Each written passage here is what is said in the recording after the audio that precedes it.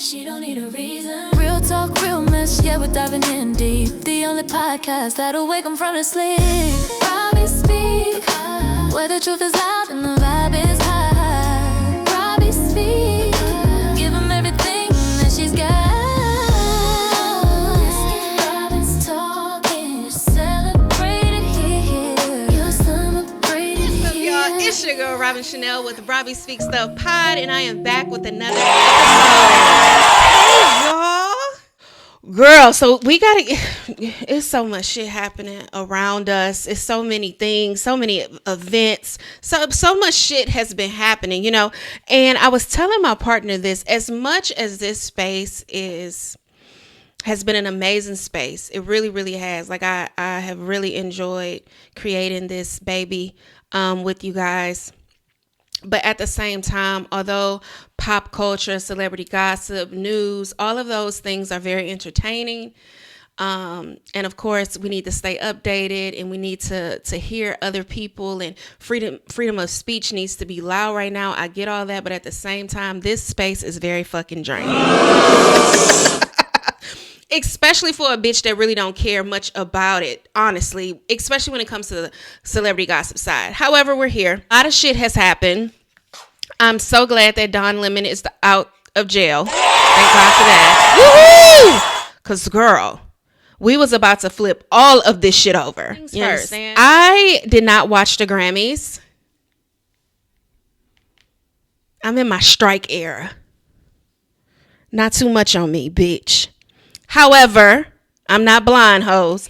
I saw clips. I'm going to get into some of my favorite looks from the Grammys. Shout out to the winners, especially Durant. I absolutely love his music. I've been in love with him since him and Ari Lennox came out with a song, Don't You Get Stuck in Love with Me. And ever since then, like, he's really been one of my artists that I like to stream and listen to. He has a beautiful personality, a beautiful human being. I really like Durant. So shout out to him. Grammy over deserves. Okay. Kalani, Olivia Dean, Kendrick Lamar, Bad Bunny. Like, we was taking it, you know, we was taking the shit, and I love us for that. So let's get into some of these looks. Always first runner up for me on mostly all red carpets is going to be that motherfucking Teyana Taylor. Oh, you just want to lick her. I do. I'm sorry, Teyana, if you see this, don't. Allegedly. You know what I mean? But no, Teyana, she's so beautiful. She's all, look at this sickening. Good God of Jesus. Okay, yes, girl. I love Teyana. Always loved her. I've liked Teyana Taylor since Sweet 16. Y'all remember? When I think she was in a Barbie box or some shit, and they rolled her out to the street or something crazy like that. So yeah, we love Teyana Taylor here. Teyana always gives us a moment, okay? And next up for me is going to be Kehlani. I thought Kehlani looked beautiful. It was her night. Baby talked her shit on that carpet, as she should have. I love them tatted bitches. Hi, Kalani. Hey, girl. I see you, girl. She looked amazing. Such a good night for her. I'm so proud that she won a Grammy, and then Cardi sent her like these really big, beautiful flowers for her Grammy win. So Kehlani killed it. Kehlani looked fucking amazing. Next favorite look of the night for me was Doechii. I love the whole Arabian Nights mixed with a little, you know, Today era at the top with the cleave. Her skin in this is just everything. So shout out to her. She did her big one. Olivia Dean, just come be the man I need. Talk to me.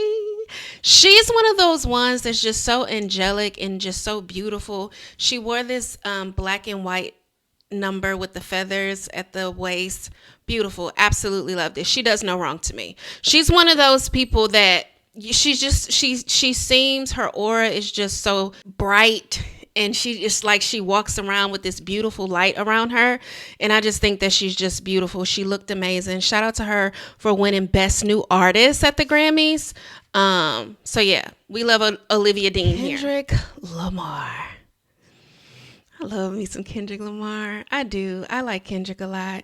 Now he wore this tuxedo, really cute. It was okay. It's just the Urkel piece. I don't understand why why these motherfucking pants is pulled up so high, but he gets a pass because he's Kendrick motherfucking Lamar, and don't get it twisted. Period. Bad Bunny. I thought this looks nice. I always like a classic. I do. I love to see just a classic. It looked like it was maybe a suede piece, velvet. I don't know, but I thought Bad Bunny looked amazing, and shout out to him for winning, if I'm not mistaken, Album of the Year. Love Bad Bunny. I told y'all last episode I'm going to be looking to see. I'm not going to be watching the Super Bowl like that. I'm in my strike era. I've always been in my strike era for real. But I am going to make sure that I watch his performance because a lot of people worked hard for him to not be there. So in light of in lieu of all of that bullshit, we will be watching Bad Bunny's performance. Tyler, you gotta make me free. Reason you got it. Dun, dun. Put me in Chanel. Dun, dun. Make me sweat. We like Tyler. I like this. I thought this was a beautiful gown. Beautiful gowns. I thought that it looked beautiful against her skin tone. She looked beautiful. The updo, the feathers at the bottom, all of that. Just, yes, ma'am. She looked amazing. Sexy. Like beautiful. Like effortless sexy. You know, I love that. What's the name of this group? Was it the Neptunes? I'm going to post a picture here. I think I'm telling my age. This gives me Temptation. This gives me, I got so much honey, the bees in the trees. I got a sweeter song. I love the pink. I like everything about this. It's giving Temptations. It's giving, David Ruffin and the Temptations. Pharrell being David. Didn't care for his Grammy speech. However, we do love Pharrell. He doesn't age. He looks amazing. And yeah, I thought their get up was really, really nice. They looked really, really good. Michelle Williams. Can you keep up? Baby boy, I gotta lose my breath. I thought Michelle looked really pretty. Safe, fun, cute. No problem with this at all. Hair. I like the updo. It's giving like 90s to me. I like it. The dress is really, really pretty. Michelle looked really, really nice. Love this. Love everything about this. Coco Jones. Coco looked amazing. I thought this dress was really, really pretty. I don't know who none of the designers were. I'm not. It's never that deep for me. Either it's cute or it's not, kind of thing. And like loving fashion and things like that, but I'm not a walking fashion encyclopedia. But I wanted to share with you guys some of my favorite looks. Coco Jones, period. Amazing, beautiful dress. Love the dress, shoes, hair, everything. She does no wrong. Coco Jones is really that girl for real. Jamie Foxx, don't piss me the fuck off. He play too much. See what I'm saying when you just play a lot. Next, Trevor. I love Trevor. I thought he did an amazing job hosting. He's an amazing host. He's an amazing comedian. I like Trevor a lot. Trevor Noah, we love Trevor here. He looked amazing. I love the suit. I loved his commentary. The entire night of little clips that I did see looked like he did a good job. We love Trevor here. Lastly, Ari Lennox. I thought her dress was cute. I would have loved to see something else being done with her hair. But other than that, I thought she was pretty. Very, very pretty. Very, very pretty girl. When it comes to the dress, not my favorite, but she looked good. I think the dress is given, she's caught somewhere between Under the Sea and Modern Day. I don't know. It's just, but we're going to give it to her because she looked the fuck good. Ari's a beautiful woman. All right. That wraps up my favorite looks from the Grammys red carpet. I thought that, and those are my faves. And it was very strategic. Did you see what I did there? Thank you. I'm rooting for everybody black and is, bitch. You understand? All right, moving on for real. Billy Porter.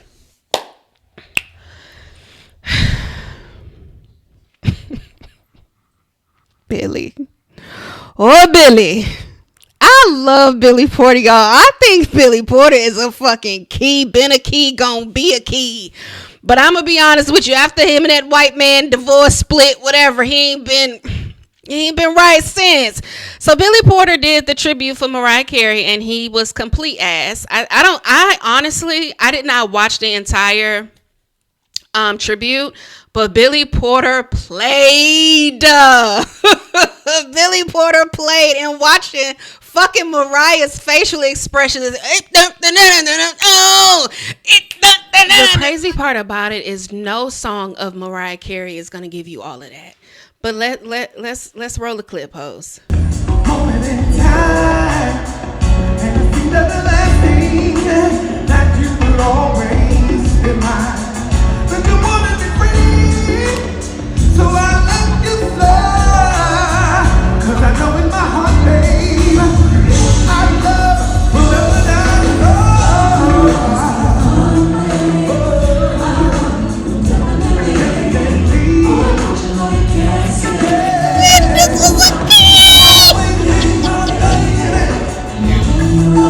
Girl, what?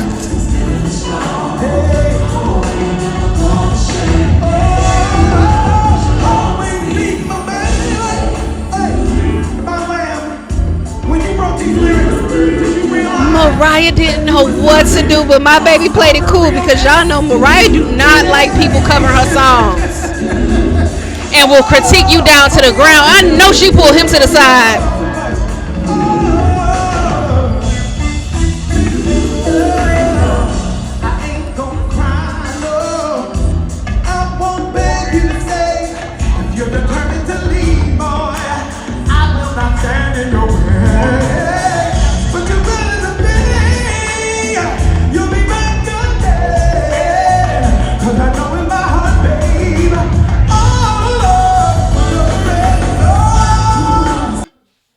It didn't, Billy, it wasn't that type of song, Billy. You could have just, and the crazy part about it is Billy Porter is talented and beyond. Look up his credentials. That motherfucker can sing, act, dance, dress. Like, I don't know. We gotta bring it back. We gotta reel him back in some kind of way. You know what I mean? Another one very vocal at the Grammys, as the fuck he should be. Fuck. That motherfucker was gonna pass out. Girl, he played that down at the people's shit. Billy. But no, he looked a mess for sure. But we love Billy Porter here. And there's parts of the song I won't beg you to stay. Like, it's something he kind of remixed it. I may want to hear Billy version, bitch. But girl, no, he played. Moving on, Evelyn and Shawnice sits down with The Game, who is Shawnice's baby's dad. I saw a whole bunch of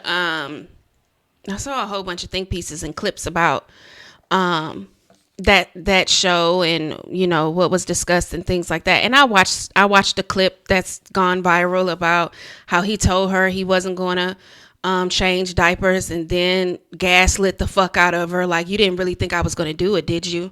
And then her mom sitting there laughing. Last episode, we talked about mother-daughter relationships. I'm not going to expand on that. You guys can go back and look at it. I gave my advice with that. When it comes to this, is like, at some point, Evelyn, dead ass wrong. However, we don't know these people.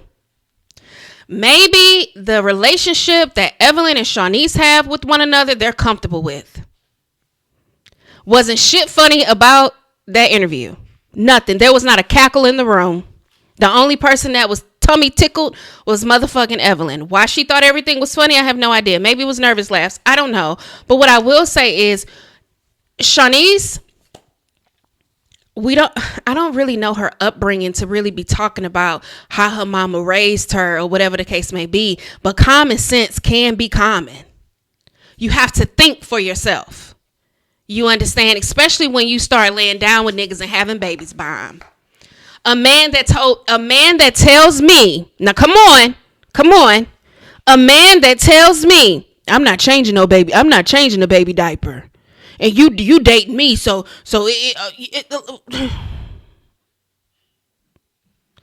I'm not having a baby by a nigga that tell me that he's not going to change the diaper. That's the first thing.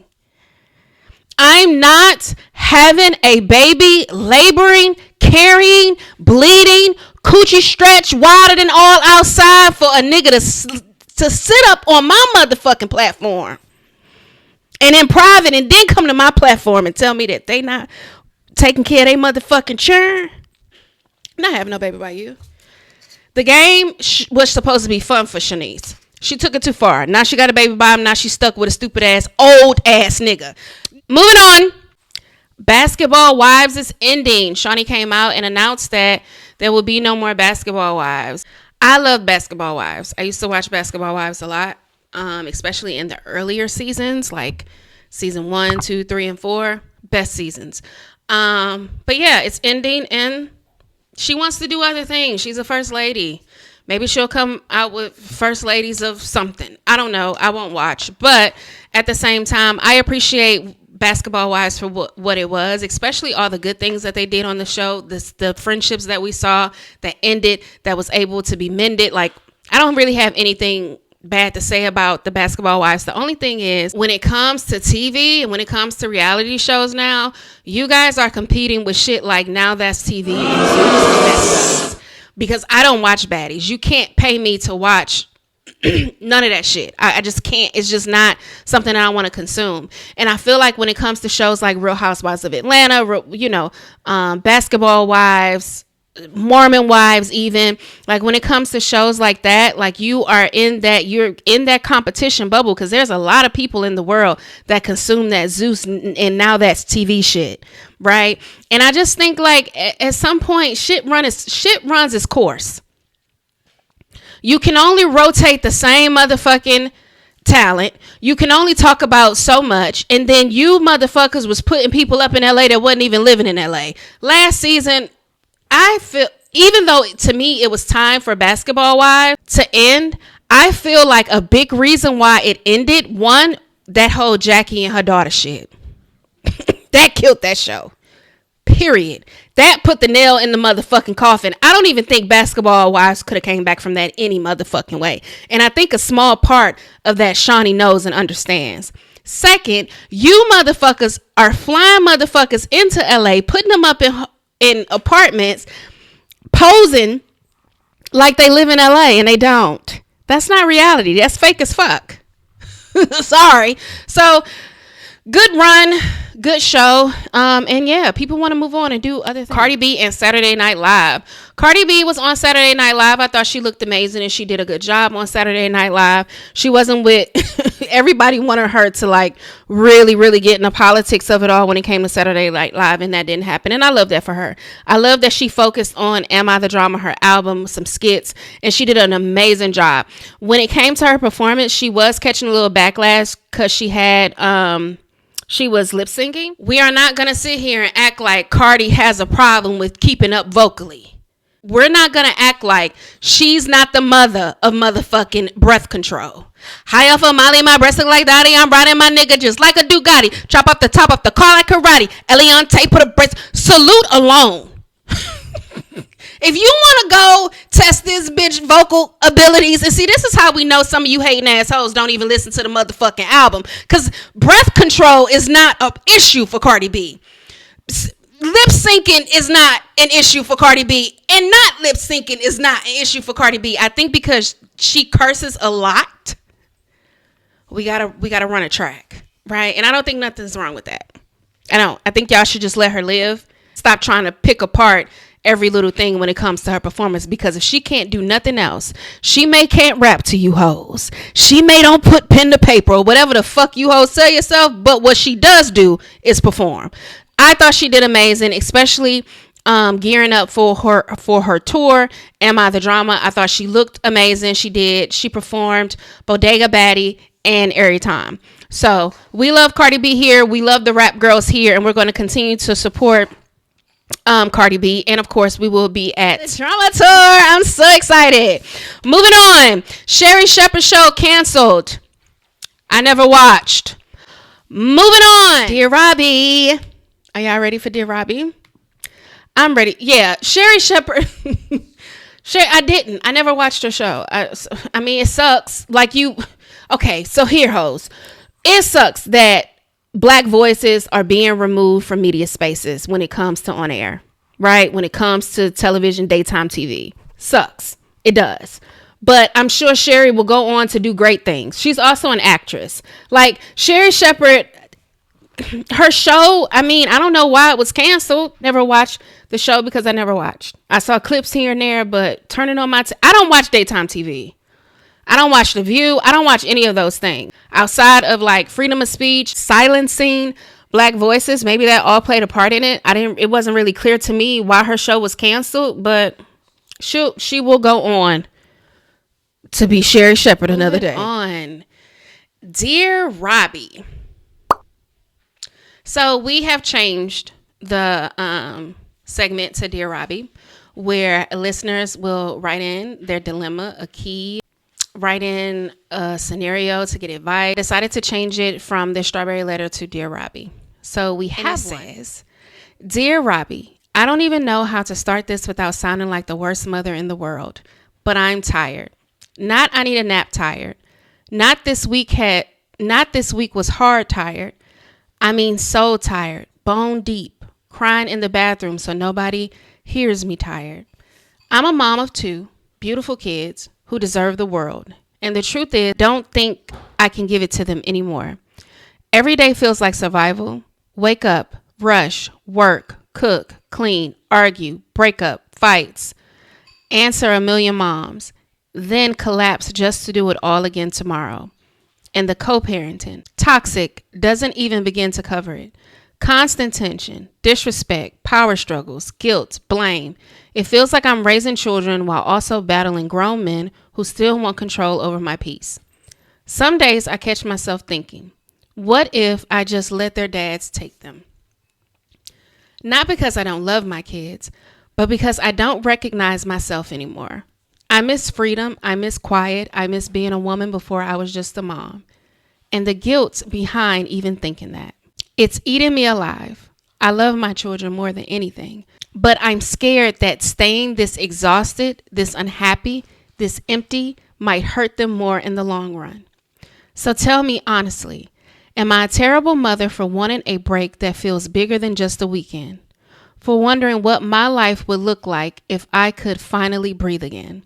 Because right now I feel trapped between loving them and loving myself. Am I a terrible mother for wanting a break that feels bigger than just a weekend? So the real ass bitch give a fuck about a nigga in me would love to tell you, fuck them churns, send them over there to their goddamn daddy so they can see how not easy this shit is. This shit is hard motherfucking work. But there's a big however to that. Okay? There's a however, and the however is I'm also a product of parents that decided to have me during the crack epidemic and decided to not be parents. Being a mom is not easy. Being a mom oftentimes is a choice that we sign up for, that we do not get to opt out of when it gets heavy, when we get tired, when we're afraid. Because I know what it's like for my mom to give me up to my grandmother and do what she want to do and whatever she needed to do, be a crackhead, however she wanted to, whatever.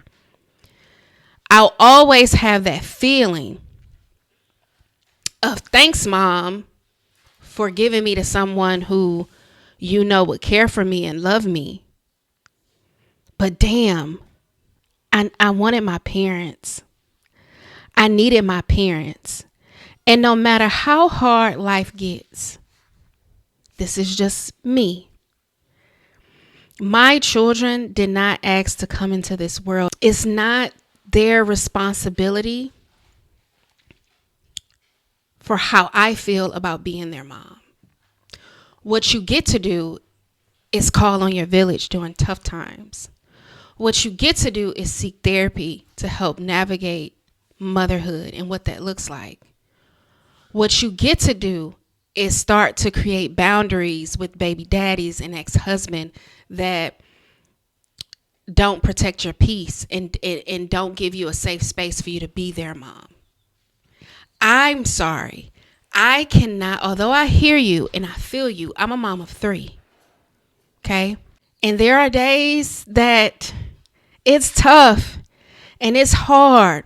Be damned if I give anybody the rights to raise my children. I'm sorry. I hear you though, and I understand, and I can also meet you where you are and say, yeah, this shit is hard. But I know the feeling of being a child that needed her mom and her dad, and I looked around and all I had was Granny. And all of her trauma from being my mother's mother is now being dumped on me and poured on me. Or going with my dad and being with his girlfriends that don't necessarily like. I cannot have another person raising my motherfucking children. But that's just me. I don't give a fuck how hard it gets. God will provide. I have a village. I have friends. I have people that believe in me. They believe in me. And because they did not ask to be here, it is my responsibility to show up every day for them. And I'm going to do it tired. And I'm going to do it scared. And I'm going to do it exhausted. And I'm going to do it angry. But I'm going to do it. Because they didn't ask to be here. And they're not giving up on me. So I'm not going to give up on them. Now, I'm not saying sending your children to live with their father is giving up on them. That's not what I'm saying. What I'm saying is, it is my responsibility. I had them. I brought them into this world. And I know how it feels to not have your parents. It's not a good feeling. And that part of their lives will always be there with a dash of resentment. And I also know what that feels like. And I don't want to go through that shit with my children. I don't want them to look in the mirror and be like, well, or their friends at school asking, where's your mom? Ugh, absolutely not. You're always with your dad. Well, I live with my dad. I live with my granny. I used to lie to my friends when I was in elementary school. I used to tell them that my mom and my daddy were doctors and lawyers and they was traveling. That it was shameful for me. It really was. Like, grateful that somebody took me in, but at the same time, knowing what I lost my parents to, crack. And you tired. You exhausted. So if you have a village, now is the time to call on them. If you can fit telehealth when it comes to therapy somewhere in there, get therapy. I am never going to be unless you are thinking about harming these children, exhaust all possibilities before you give your kids up to the very niggas that don't provide a safe space for you. Be very careful of giving your children, dads or not, giving your children to men that don't create a safe space for you. It's a touchy situation because I'm coming from a place where I know what it felt like not to have my parents raise me. In times where I really needed my mom and I didn't have her. And so when I look at my kids, it's just like, unless I'm out of my mind, I don't ever see that happening for me. As hard as being a mom is the hardest job you're going to do in your motherfucking life. But the reward is knowing that you never gave up. For me, I'm just giving you my personal advice because I have children and how I view this thing, because I'm also co-parenting. I'm also divorced. You know what I mean? And so what I'm telling you is, like, for me, you exhaust every possibility. Exhaust the possibility of the what ifs. Lean into your resources. Lean into your village. If you don't have a village, get you a therapist. Also, learn to be selfish with your time. That's another thing. Y'all be letting these kids just beat down your motherfucking block. No, it's mommy time. I don't give a fuck what you got going on. Goodbye. It's my time. It's okay to be selfish while being a mom. You just got to know how to do that shit. And I don't know if you have a village or not, but now would be the time to use it.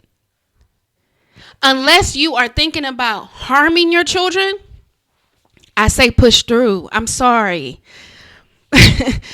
Push through, seek therapy, call on your motherfucking village. If you have a mom, if you have people that care about you in your life, and let them know, hey, I need help. It takes a village to raise children. Shit, call on their dads. Let them, if you guys live in the same states, let them go to their dad's house. Let them stay there during the week. But packing up they shit, sending them to another relative for you to be the weekend parent.